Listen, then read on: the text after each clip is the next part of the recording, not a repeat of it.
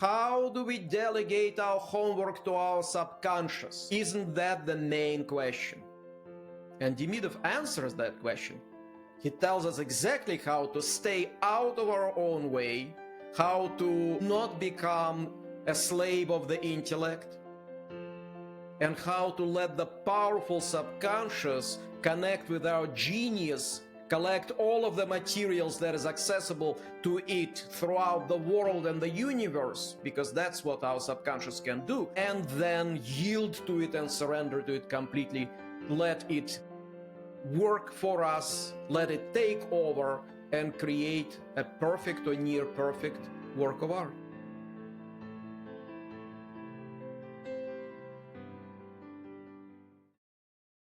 Hello, everyone, and welcome back to Unlocking Creativity. My name is Nolan Hennelly. I'm an actor based in Manhattan, New York, and also a teacher in training with the Demidov Association.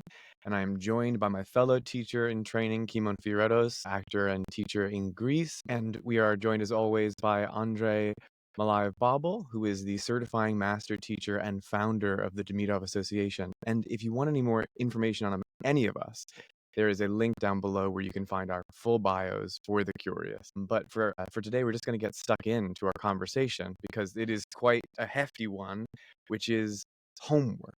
We're going to be talking about homework today. And Kimon, I'll let you begin. Thank you. So, thinking about homework and thinking about our meeting today and the podcast, and I remembered, Andrei, at some point you saying that the actor's work, it's not so much so the rehearsal, but it happens at home. And I want to talk more about that. As a later question, I want to talk about the work that Demidov give us to do at home sometimes to keep ourselves, on the edge and be ready and be prepared. But first, let's talk about the work that an actor does at home. Yes, that's how it should be. The majority of the actor's work should take place at home in preparation for rehearsals and performances. That's not how it is. Because I think most actors are still mystified about homework. What is it that we are supposed to be doing? Rehearsal, that's clear, partially because the director leads it. Performance, that's clear. But what is it that we must do at home? I think that for a lot of actors, it is a mystery. It wasn't like that before, because I think the actors of the past were much more connected with the homework than the actors of the present. Somehow we lost some secrets, I guess. We lost some traditions. So what you said, Kimon, is absolutely correct as an ideal. But I want to be very clear that for better or for worse, I think for worse, that's not what it is. The majority of the actor's work happens in rehearsal, and not enough of it is happening at home. When it comes to homework, Demidov divides it into three parts. One is actor's intimate work on self, which includes scale work. It is something that has to do with our process. And that process is going to vary, obviously, depending on which school you are following and what kind of actor you are. If you're an imitator, you will be spending a lot of time in front of the mirror. And if you are an experiencing actor, or better yet, an affective actor, that's the actor that Demidov cultivates, the passionate actor, then you're spending a lot of time keeping a close eye on the process of living on stage, on that process of actually living creatively in the moment every second of the way. And for that, you have that intimate work on self when you're putting your process under the microscope and you are calibrating your process so that it never deviates from truth. You're magnetizing that, what is it compared with? Maybe Demidov has that comparison of the compass. The arm of the compass is always pointed north, and nothing can sway it. So if the arm of our inner compass, the compass of our process, is always pointed toward truth, and nothing can possibly sway it, then we're actually being creative artists. Otherwise, we're being someone else. So that's one part of the homework. And one might say, wait a second, what does it have to do with the role that I'm currently rehearsing? Everything. Because if you are going to start exercising for the role when you have the role, it's too late. You have to be exercising every day for as long as you're active in your career. And because you don't know which roles will come along, you cannot be exercising for these roles, neither should you. You should be exercising your process, your instrument. And that's what the scales are for. Second part of this work may have something to do with particular qualities that you want to develop in yourself as an actor that you don't possess yet to the degree that you want to possess it, right? So that's another part of the homework, developing these qualities. I want to be more responsive. I want to be able to perceive what's happening on stage or in front of the camera more deeply and respond out of my deeper self. I want to be more transparent. Whatever it is that you're working on, that you determine to be the quality that you're fishing for, that's another part of homework. You will not be able to do it in rehearsal. You certainly will not be able to do it in performance if you follow me, right? Mm-hmm. So the third part has something to do with preparation for this particular rehearsal or preparation for this particular performance. It's called a warm-up, right? And how often have you been to the theater where you sat through the first act and you made yourself stay for the second? Because it's not very good. And in the second act, things took off miraculously. And you're saying, wow, really, the first act is so-so, but the second act, they did such a great job. Well, they could have done an equally great job with the first act. They weren't warm. They were warming up on your time and on your money. And that syndrome happens almost with every performance, almost every time, except when true professionals are at work, of course, who are warming up. And in our case, it's not just warming up our body and our voice, which most actors will do. It's warming up our soul. It's warming up the character, which brings us to the fourth part. So apparently there are 4 parts to it, not 3. You see, math has never been my strong suit, which is why I'm in theater and not anywhere else, right? So the fourth part is actually working on this particular character that I'm currently doing, or characters, if it's more than one, working on this particular role. So to recap, right, my daily work on self, intimate work on self, my scale work, which applies to everything I'm doing. Preparation for this particular rehearsal, for this particular performance, working on this role, right? Because it's not the same. Developing a character, facilitating a character is not the same as preparing for tonight's performance or tonight's rehearsal, right? And then finally, developing those qualities that I feel I need to have and possess that I don't possess to the degree that I need them. And for that, there are auxiliary techniques and auxiliary exercises. So in a nutshell, those are the 4 parts of actors' homework. Mm-hmm. Now, Andrei, with these 4 different parts, I mean, when you're talking about it right now, what it immediately made me think of is really none of these are things that end, are they? No. They're ongoing. And in so many of the techniques that I know, myself and, friends of mine and colleagues have been taught, actor homework is looked at this sort of as this sort of thing where it's like you come up with X, Y, or Z backstory, you choose X, Y, or Z objective and action, and then homework is done for this role and it's finished. And to me, not only did it always leave me cold, it always felt very paint by numbers. And instead, this is much more of an ongoing, continual practice. One of the things that you mentioned as you discussed this was the term scales. And for those people who might be joining us having not heard some of our conversations before, would you mind just briefly touching on what you mean by the word scales and what that word really means in the Demidov School? That's a very good question. Scales existed in other arts for centuries. You don't have to wonder what musicians' scales are. They've been around for centuries. You don't have to wonder what artists' scales are. They have been playing their etudes, or rather drawing their etudes. And that's what it is. It's an etude, be it in music, be it in art. A preliminary sketch, a study of something which is not necessarily even done for a painting, right? Because, Nolan, you said continuous work. So when an artist is sketching something, they're not necessarily sketching it for the current painting that they're working on. They're just sketching so that their hand is constantly trained to be in complete coordination with their mind, with their imagination, with their emotions. The same with a sculptor, right? The same with a musician.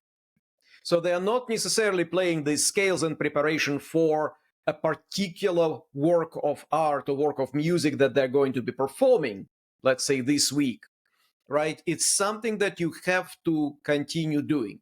So with musicians, these particular combinations that are incorporated into scales that have been developed hundreds of years ago, with a lot of, obviously, thought put into it. If you master that combination of fingers, let's say, then it puts into your fingers almost any possible combination that any composer might come up with. So when you come to this difficult passage, you're not going to be thinking, because you know what's going to happen if in the middle of performance, musical performance, you have to think about technique.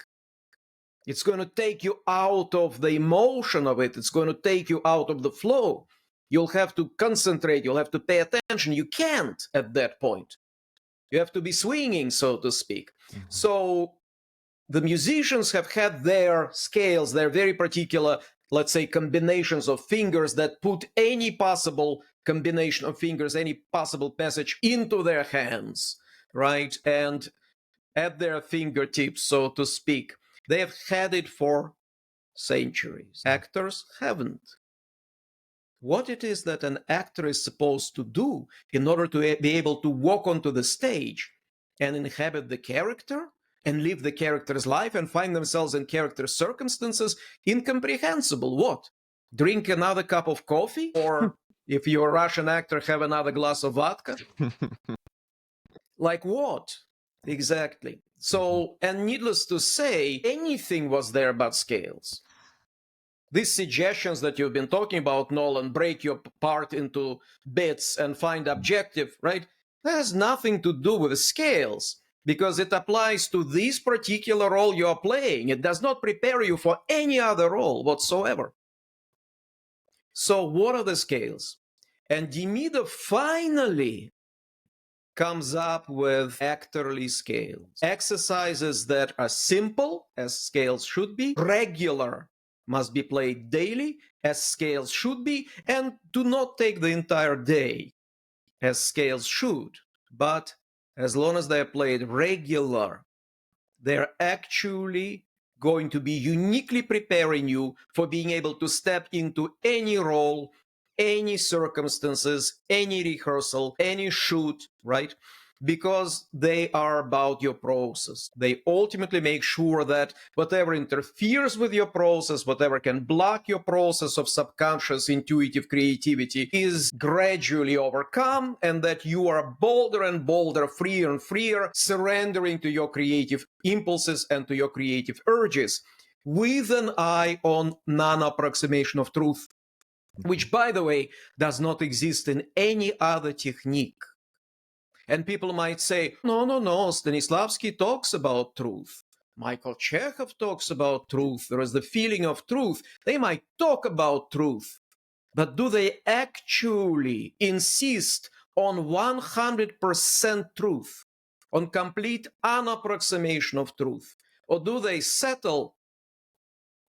That's the real question. Demidov is the only one who makes it very clear from the very beginning until the very end that truth, or rather 100% unapproximated truth, is non-negotiable, that even 99% is not going to do, because it's a lie. And so that's another thing that scales actually do. So without being technical, without actually beginning to tell these exercises, which at this point we should not be doing because it would be irresponsible, taking taken out of the context of daily studio training, these scales are going to be approximated and actually distorted if somebody just tries to do them at home without enrolling in the Demidov School. So I don't think it's the right thing for us to talk about it, but that's my best shot at it, Nolan, the best that I can No, explain I what think they that are. does a beautiful job. And as soon as you said that, it's not responsible to relay them here. It made me think, how difficult would it be to relay to someone a musical scale if a Yeah. teacher wasn't there to teach it to them? Of course, you would be playing it absolutely incorrectly, and then you'd be repeating it incorrectly, and that Yeah. wouldn't do us, that wouldn't do us any good at all. But thank you, Andre. That definitely is very helpful. One of the things I was thinking when I was thinking about, this homework is so much in line with what you've mentioned in other of our podcasts, Sandra, where you're talking about an actor's role is to embody. And so much of the other homework that I know that listeners have experienced is really the kind of work of an analyst or the work of a writer, right? And it's the actor's job to embody circumstances, not to analyze circumstances and not to write circumstances, which is so much of what other actor homework is. And this homework, it really gets at that desire to embody. Yes, and that is something Demidov makes very, very clear from the first pages of his first book, The Art of Living on Stage, which I am in the process of retranslating now in its entirety. What a better way to celebrate Demidov's 140th year, because he just turned 140 the day before yesterday, on the 7th of December. So what better way to celebrate his 40th year than the release of his unabridged legacy? Mhm. And that's exactly what I'm working on right now. I am almost done translating The Art of the Actor, which is that foundational book where Demidov does something very important. He agrees with you on the ideals. He agrees with you on what art is about. And how many acting schools go to teach you acting without ever agreeing with you that acting is an art, and acting actually serves goals and operates under certain principles and has certain very particular mission and conditions. So how can you possibly go into the art of acting and just begin to train technically without connecting with something deeper and more universal and fundamental about why is it that you are doing whatever it is that you are doing? That also gives you the sense of direction. Why you're going in this direction with acting instead of with other, because in the other direction, because of course there's more than one school of acting. And Demidov represents not just the school of experiencing, but the school of the affective actor, the school of the passionate actor. So that's, I think, very important in terms of the very foundation of the training, that not only do we train technically, but we are looking at why our art form actually exists. And so the book that is currently out that I issued with Margarita Laskin in 2016 called Becoming an Actor Creator, it's a huge brick. As I say, you can read it, you can kill a man with it, but it's 5 of Demidov's books abridged. And now finally, his complete heritage is gradually being issued, and I'm certainly hoping that some of it will happen in his anniversary year, in his 140th year. But I think I went off track, Nolan. Would you remind No, I mean, us it's what it is really we're talking exciting. It's about? really exciting. I mean, and for those who are hearing this and thinking, well, I'd like to wait to get that, I actually would encourage you, if you haven't read even just the first book of Becoming an Actor Creator, I have found that the first, Becoming an Actor Creator, like Andre said, is 5 books really in one. Yeah. And that first book, for any actor, Christmas is coming up, for any actor in your life, that book, that first book in that sort of omnibus is so inspiring that I think anyone would enjoy it. But now I'm off track, so I'll bring us back, I promise. So, we talked a little bit about scales, and we talked about these sort of 4 elements of the homework, right? In a kind of rough way. I'm wondering, I know maybe I'm not exactly sure on this, what you would consider, Andre, but these first 3, this idea of setting the compass towards truth, developing particular qualities, and a warm-up, are all things that scales seem uniquely sort of, designed to accomplish.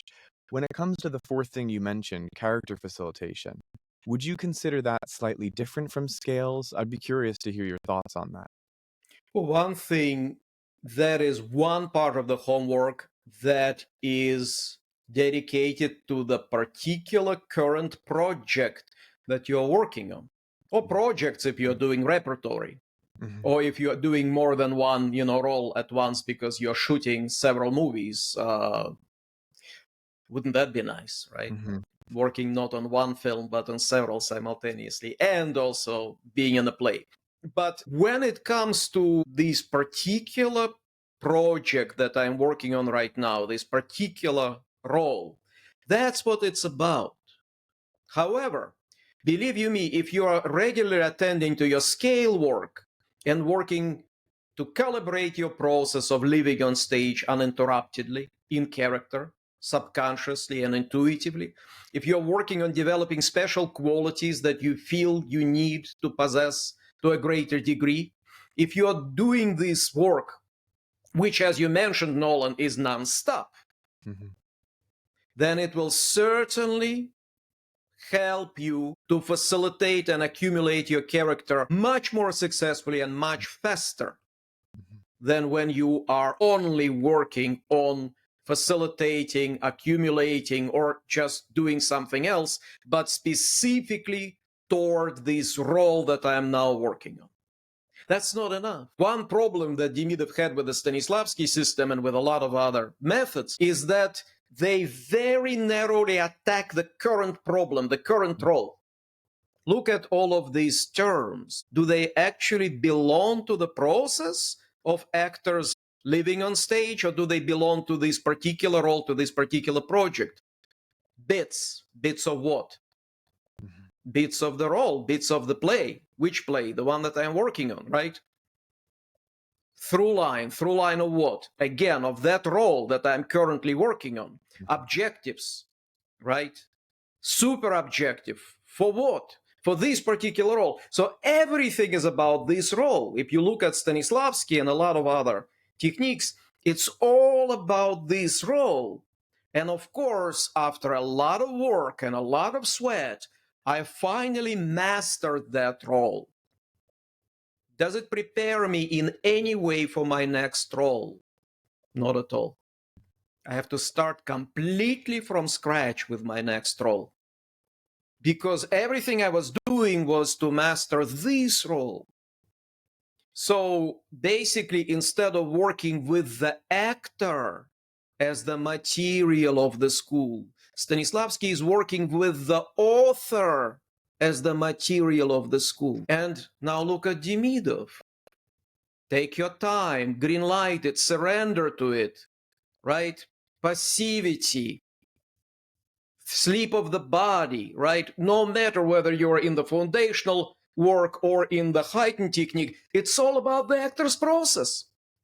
And if you are sustaining that work constantly, then when you are addressing that particular character, that character comes out easier, comes out as a deeper creation, comes out as a more synthetic and universal creation. In other words, it's all preparation for this particular project, while seemingly what we are doing in our daily work, daily skills, and our preparation has nothing to do with any particular project that we are working on. Again, that's the genius tactic of the Demidov School.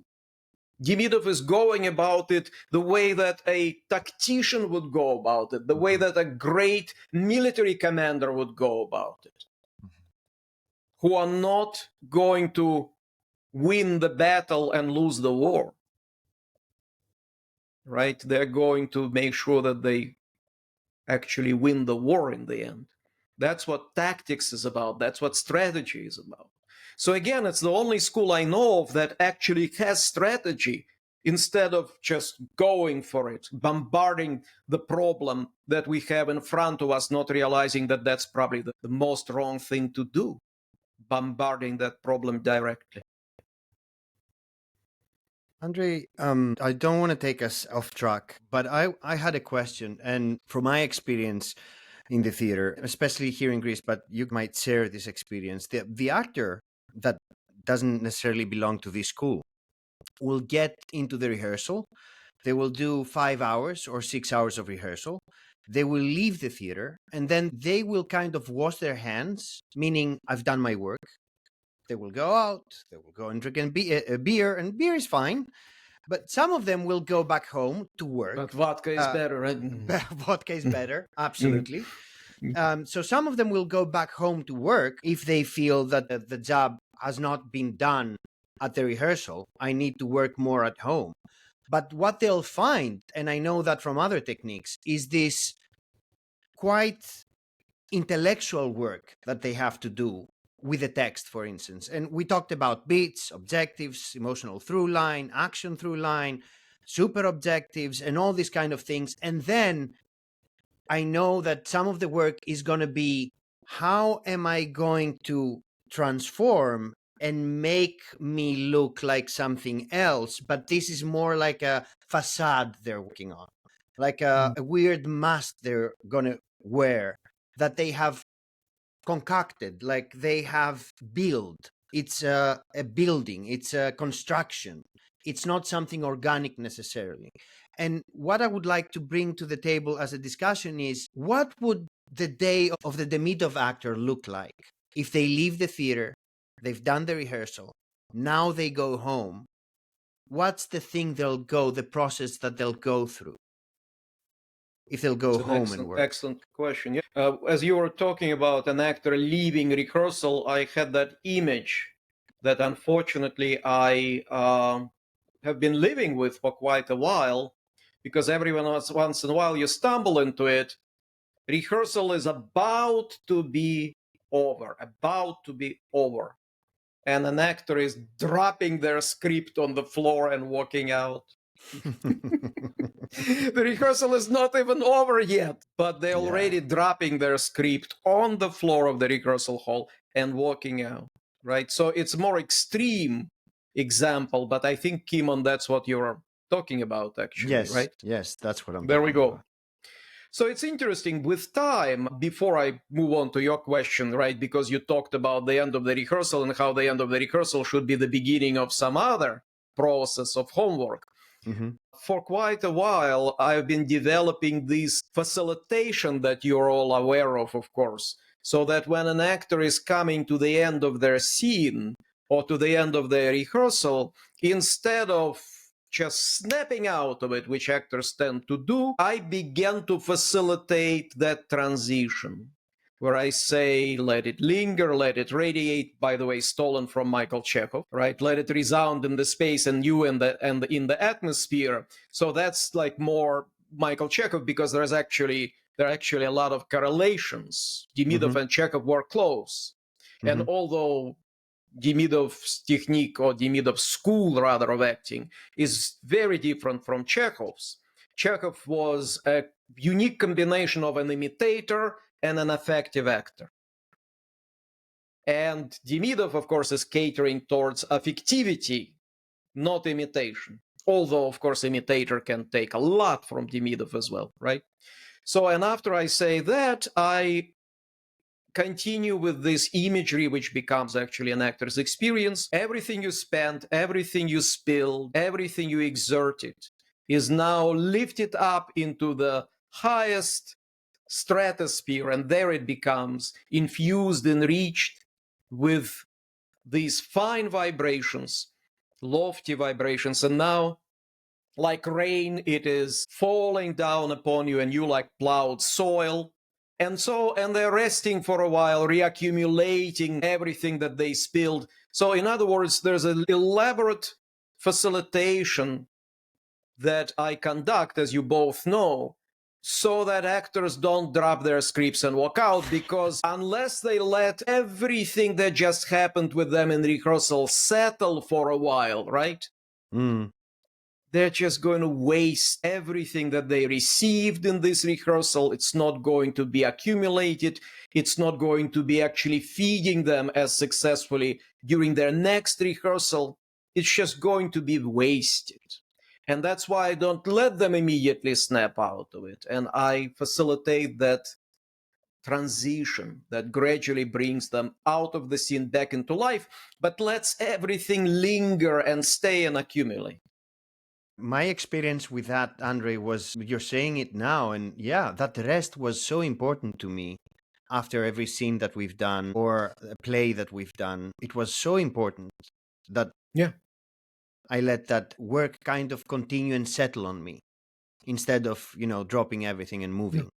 Yeah, it's very important. And again, that's not something that Demidov does, but God knows it's completely inspired by the Demidov School. So although this is something that seemingly I've contributed, everything that I've contributed, of course, comes out of the Demidov principles and Demidov's heritage. So that's the first thing. Don't just walk out of the rehearsal, right? Since you mentioned it, Kimon. What to do outside of the rehearsal? The first thing to do when you just woke up is to do your scales, to do these daily scale exercises. Now, again, we are talking about the Demidov School actor, right? Who is now familiar with the scales. Why first thing in the morning? Because first thing in the morning, you're in the optimum space to not approximate anything. Your body is still asleep, which means it's deeply released, not just relaxed. Stanislavskian relaxation is not enough. It needs to be deeply, profoundly released. And after night sleep, obviously, that's where your body is. You don't have to go through elaborate meditations to bring your body to this state of great release or great sleep of the body, as Demidov calls it. But your mind is completely awake. So you are actually, without any preparation, first thing in the morning, you are beautifully prepared to do your scale work. So that's what I would do. For how long? Ladies and gentlemen, 15 minutes is enough, under one condition, that you're not skipping a day.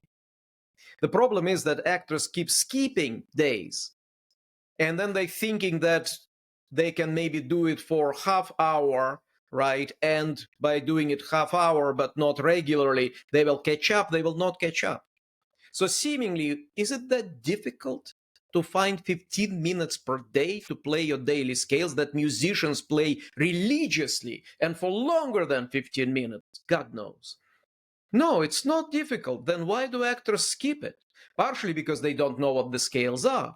But even those of them who know now, thanks to Demidov, what the daily scales are, what it is that an actor should be doing on a daily basis, that musicians and artists have known for centuries, right? To bring yourself to do this on a daily basis is difficult. Why? Because it's spiritual work. And to do spiritual work takes spiritual effort. And God knows if we have to make physical effort, we can make ourselves do it. But if it's spiritual effort, we may not be able to. We will not skip the gym, right? Because it's physical. But we will skip our daily psychological scales because they're psychological. But let's say everything is fine and we are playing our 15 minutes of scale work. Please, in the morning, not at the end of the day when you're exhausted and tired. Because if you're doing your scale work at the end of the day when you're exhausted and tired, you will approximate and it will do more harm than good. Why you're tired, right? So do it first thing in the morning. Then at some point in the day, if you can find yourself in a secluded and kind of contemplative, tranquil place, then do your character accumulation and facilitation work. When you're working on lines, which is also part of the homework, right? But we are shutting up about it because we've just recorded a whole podcast about it, right? But we have to say it. Actors' work on lines is part of their character facilitation work. If done right, it is character facilitation and character development work, right? And we have this advice from Peter O'Toole, who says, no interlocutor, just us, just intimate work with the lines, with no one watching and no one being present. How often actors learn their lines in the same room with somebody else who doesn't really belong, and they're afraid to learn them aloud. As a result, they're recording into their body this hush-hush, right? And then on stage, the directors keep saying, cannot hear you, louder, louder, louder. Why? Because that's how the lines were learned. They were learned whispering, right? So that alone means nobody else belongs to the room when you're learning your lines, but also because it's a very intimate process. And be it the process of working with your lines and submerging them into your subconscious self, because that's what Demidov teaches us, not memorizing them, or be it accumulating the character or facilitating the character, it's all about tranquility, poise, quiet, right? Go into the forest if you have a forest. Go into the park if you have a park, right? And do it there. Kimon, you reminded us that one of Demidov's favorite pupils, Oleg Akulevich, who actually inherited Demidov's archive and who was a husband to Margarita Laskina. It's thanks to these two people, Margarita and Oleg, that we have Demidov's heritage. He just went fishing when he was working on his great roles. He went fishing, and as he sat there watching the bobbing cork, right, he was inwardly, subconsciously, maybe even doing something that was facilitated by the tranquility of calm of that fishing environment, right? And so that alone is very, very important. Part of this, of course, is rehearsing on your own. When you're rehearsing on your own, the Demidov's emotionally tactile approach comes handy. When you are going through the text, first very neutrally, even word by word, as if planting every word into your psyche, into the depth of your psyche, and then you're beginning to green light what comes out. And that's how the character intuitively begins to come out. So there is a whole school, obviously, when it comes to facilitating the characters, first accumulating them, then facilitating them, right? And when it comes to qualities, developing qualities that are specific to you as an actor that you would like to possess, there are auxiliary exercises that Demidov offers, and there's a slew of them, but they're not scales, because they're not about foundation and daily work on your process. They're about developing particular qualities. As for preparation for rehearsal and performance, as long as you realize that preparing your voice and body is not enough, you have to prepare your psychology. You have to immerse yourself in character circumstances. You have to get in touch with the character in you before you walk onto that stage or walk in front of the camera, right? And Demidov says there are numerous ways of preparing for rehearsal and performance. The most important thing is that you prepare. Yeah. So he's almost saying, never mind how, just make sure you prepare. Do you see? And he says it because actors usually don't prepare their psyche, don't prepare their soul, don't prepare their characters before they walk onto the stage. They're hoping that the character will miraculously follow them on stage. And by the way, the character can follow you on stage miraculously without you even doing anything about it. But you need to know how to then submit to that character. And most actors, when the character is trying to follow them on stage, they're kind of doing this. They're fighting it, right? They're saying, no, no, no, I'm going to perform that character. And the character says, I'm right here, just surrender to what you're already feeling. And the actor is pushing it all aside, mobilizing, and begins to play the character, or play the circumstances, or play the relationship. Something you mentioned, Kimon, also. So that's what I would say about the day of the actor, right? One great Russian actor, Leonidov, who played Mitya Karamazov in the Moscow Art Theater's production of Brothers Karamazov, the role was so tragic and so intense that he actually had to spend several hours just walking in the secluded part of the park somewhere in Moscow every time before he did this role. And he said, and every time I left home in order to prepare for this role and then go to the theater and do the role, I did not know if I was going to come back alive. Wow.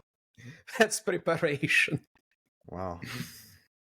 I was always envious when I in a movie I would watch a painter depicted in the movie, and they have their own studio, and they have their paintings and their brushes, and they clean their brushes, and they have all this paint and the colors and the material around them. I was envious because they can go there in seclusion and do their work. And I think one of the things that this school offered me was the studio to do my work, to do my practice, to do my homework.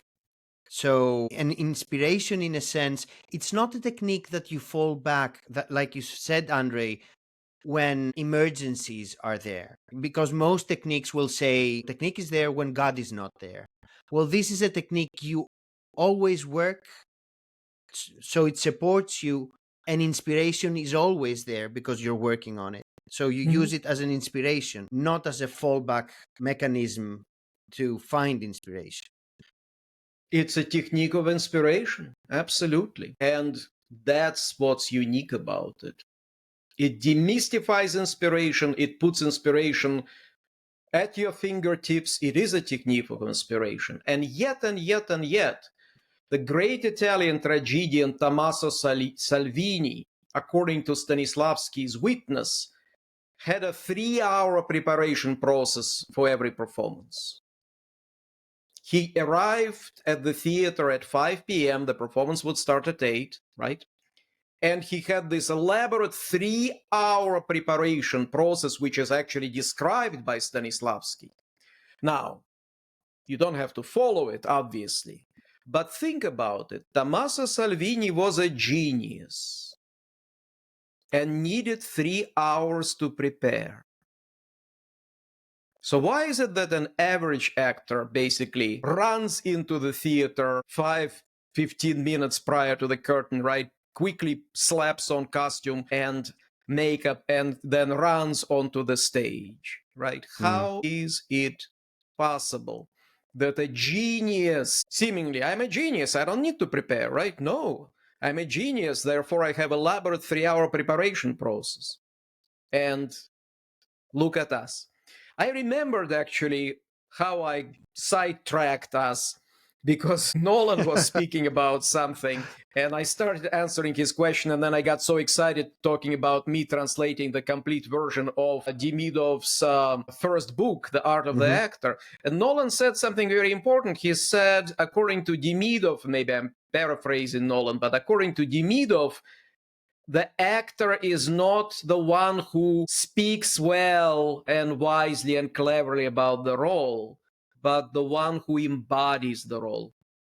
And I was about to say that's exactly what Demidov says in one of the first chapters of his first foundational book, that an actor is the one who embodies, not the one who intellectually understands. And we know a lot of actors who are speaking very cleverly about their roles, but cannot actually play them well. And then we know a lot of actors who cannot put two words together about their roles, but actually embody them well. So which one do you prefer? I think the second one.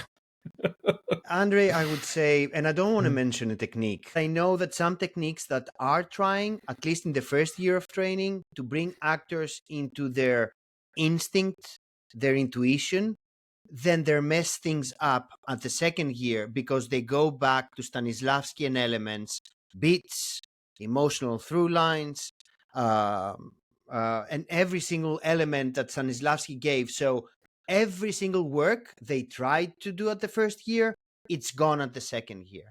And that doesn't happen here. Absolutely, yeah. And when I brought Demidov back to Russia after basically 70 years of oblivion, that's what I was told when I brought Demidov back to some of the key Russian theater schools. Great exercise for the first year. And I thought, oh, you don't really get it, do you? Because if freedom, intuition, subconscious, especially freedom, is something to play with in the first year in order to do real business in the second year, right?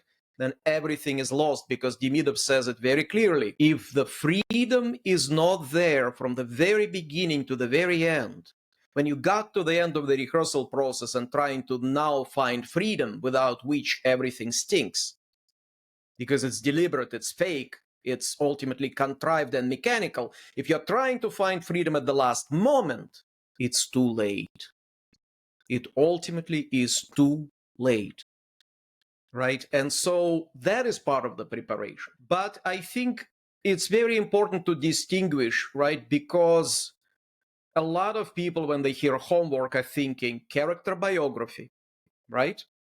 Mm-hmm. They are thinking analyzing the role, right? Absolutely. So all of it is thankfully missing in Demidov, which doesn't mean that you are not getting in touch with the character's past, but you're getting in touch with the character's past in a very different way.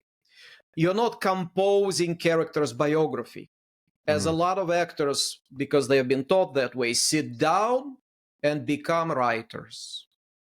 They're basically writing now carefully a short story or a novel based on their character's life. But that is a process of an author. It is not going to help you in any shape or form to embody that character the way that the character should be embodied. Another thing about it, they're trying to fill every day in the life of the character, at least every period in the life of the character, forgetting that human beings don't remember their lives that way. There's a whole period of your life that for some reason you forgot, erased from your memory. And then there comes one day in your life that you remember crystal clear from the very first moment to the very last. That's how we remember our lives. Because there are certain moments in our lives that are forming us, that are defining us, that are really developing us. And there are other moments in our lives that are not as formative. Sometimes a whole year in our lives that is not as formative. We forgot it, we erased it. So that's how we should experience our own biography as a character, right? The way that the character would experience it. It's a completely different way of experiencing it. And when it comes to the past, there's no need to invent it. Whatever it is that the author wanted you to know about your past as your character, they have given to you in your lines and in the lines of your partners. So if you have this technique of submerging the text into the subconscious, definitely all of that information will be worked on by the subconscious, will be transformed into your past as the character. Not to mention when the character is formed organically, not mechanically, but organically, the way that it's formed in the Demidov School as an embryo. What a beautiful term that Demidov introduced, the embryo of the character. That embryo, of course, includes in it the past, the present, and the future, like every embryo does. It is encoded in it. So very often the only reason, Kimon, we need to get in touch with our character's past is to kind of cure the imperfections of our process.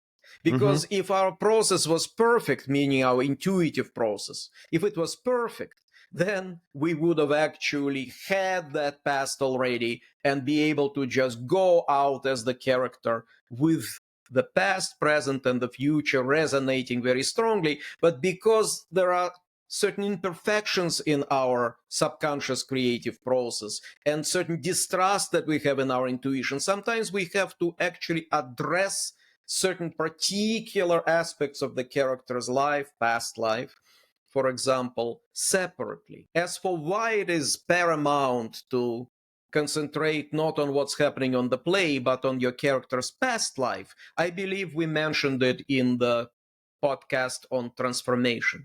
Yes. At least I have that memory. So I'm asking everybody who is interested in why is it that the past of the character is much more important for the homework than the present, what's in the play. I suggest that you listen to that podcast on transformation.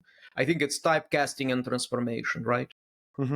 I'm glad you mentioned the term embryo because I think one of the things that actors that have learned to do as a homework, the intellectual work, is they're always looking outside because they don't have a sense of this embryo. The embryo is always there, especially in the talented actor. But if this talented actor he's an effective actor, but he's learned something in a different school, they're always going to look outside to It's called create something. research. Yes. It's called research. Instead of staying quietly and kind of listening to what's being born inside of them. Exactly. So, in other words, this is what happened when heady people became in charge of acting. Mm. In America, for example, acting is taught in the academia, which means it has to be squeezed into something that is an academic discipline, which means it has to be heady, it has to be analytical, it has to be intellectual, right? Because that's what academics have to do to justify their existence. So, as a result, we are missing a lot of points. Research. You must research material for your character. And actors go everywhere researching their character, working on their character outside of the character, outside of the play, and as you said, outside of themselves. As a result, there is no play that guides them, there is no character that guides them, and there is no artist, meaning themselves, that they're guided by. They are searching for the character anywhere but in the play. And Demidov says it's all there. Everything that you need is in the play. You don't need to constantly be going outside. Just be a little patient with yourself. Just facilitate. Just let it brew. Just know how to trust. A lot of questions will be answered. A lot of mysteries will be revealed to you as you are trusting yourself. Don't be so quick to Google it. Because when you Google it, you're going to get this intellectual data, intellectual knowledge. It seems like... Sorry, please go ahead, Andrei. No, keep going. It seems like actors that you've mentioned, like Peter O'Toole and all these great actors, they did have a sense of patience, of passivity, of calmness, and of patience, which seems to be the generation of actors seems to be lacking, because they are mostly actors of doing and not of being. Yeah, absolutely. That's very well put. Very well put. The problem is, and again, we spoke about it, is that if you are constantly relying on intellectual sources, if you're constantly Googling, you are distrusting your subconscious that is all powerful, all knowing, that collects information in very different way than your intellect, that already has most of the information that you need, right? But you need to know how to trust it.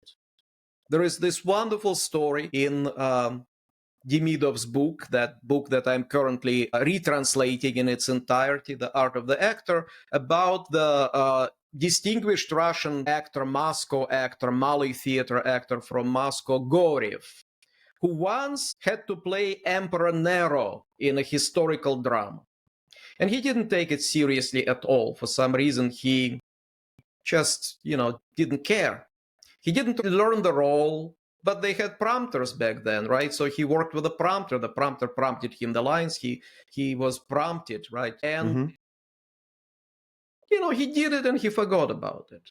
The next morning and the next week, slew of critical articles appeared, not only in the arts newspapers and journals, but in the scientific journals that said, if you want to learn anything about ancient Rome and the time of the first Christians, go and watch Goriev perform Emperor Nero, because he obviously spent years studying the subject. And this very important scholar in the period listed the proofs that every pose, every gesture, all of it was actually studied in such and such rare engraving, on in such and such ancient vase. And poor Goriev, poor actor, when he read it, he got really scared, because he thought that now these scores of students of history are going to be coming to him for consultations on Emperor Nero. He didn't know who Nero was. He knew he was a mean guy, that was clear from the play, right? But outside of that. So what happened? His subconscious did the work. Everything that he probably did actually know, because at that time there were popular journals, and these popular journals very often had a lot of illustrations from historic, books and so on and so forth. So he could have been waiting for an appointment at the doctor's and flipping through a magazine and then forgot all about it. But at the moment when it was needed, because he wasn't trying, and that's a huge thing that Demidov doesn't mention in the chapter, but hints upon, right? Remember, he took it like that, big deal. So in other words, he acted anyhow, right? He acted the way that he felt like, because he did not feel the responsibility. He was negligent or carefree in a good way. And that's when his subconscious took over and served him all of the knowledge that he apparently had and all of the materials that he did possess, plus everything personal that he actually needed in order to create the role of the tyrant, all of the injustice that he himself experienced, perhaps, in his younger years, and forged a perfect creation that looked like it's designed, thought through, premeditated, pre-researched. So how do we delegate our homework to our subconscious? Isn't that the main question? Yes. And Demidov answers that question. He tells us exactly how to stay out of our own way, how to not become a slave of the intellect, and how to let the powerful subconscious connect with our genius, collect all of the materials that is accessible to it throughout the world and the universe, because that's what our subconscious can do, and then yield to it and surrender to it completely. Let it work for us, let it take over and create a perfect or near perfect work of art. What a wonderful point to end, Andrei. I Thank agree. you. That was perfect. Thank you so much one more time. And we'll see you next time. Thank you so much, everybody. Thank you. Very good. Thank you so much. See you soon. Thank you.